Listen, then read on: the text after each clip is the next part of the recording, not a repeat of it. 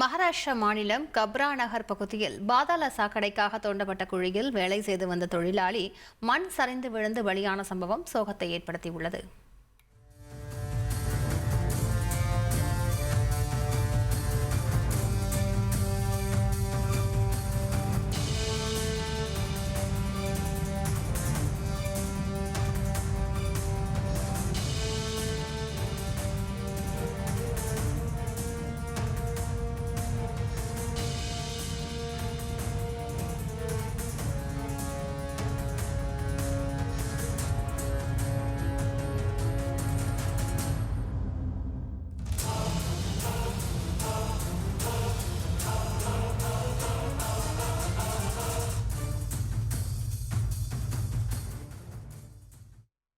கூடுதல் விவரங்களை செய்தியாளர் ரமேஷ்குமார் வழங்கிக்கலாம். ரமேஷ்குமார் வணக்கம். இந்த விபத்து எப்படி நிகழ்ந்தது?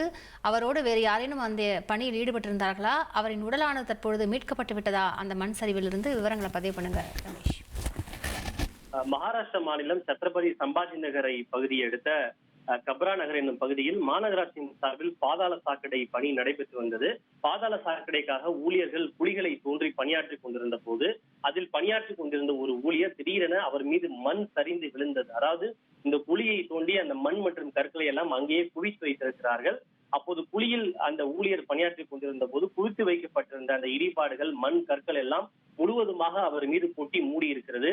இதில் அங்க பணியாற்றிக் கொண்டிருந்த முகுந்த் தங்குடு சாகி என்கிற ஊழியர் சம்பவ இடத்திலேயே பலியாகி உயிரிழந்திருக்கிறார்.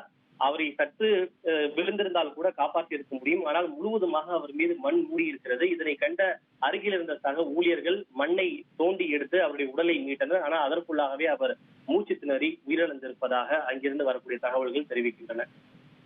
விவரங்களுக்கு நன்றி ரமேஷ்குமார். ஃப்ரெண்ட் ஆக்கிக்கோங்க. 2.5 கோடிக்கும் அதிகமான தந்தி டிவியின் சப்ஸ்கிரைபர்ஸ் அண்ட் ஃபாலோவர்ஸ் குடும்பத்துல நீங்களும் இணையுங்க.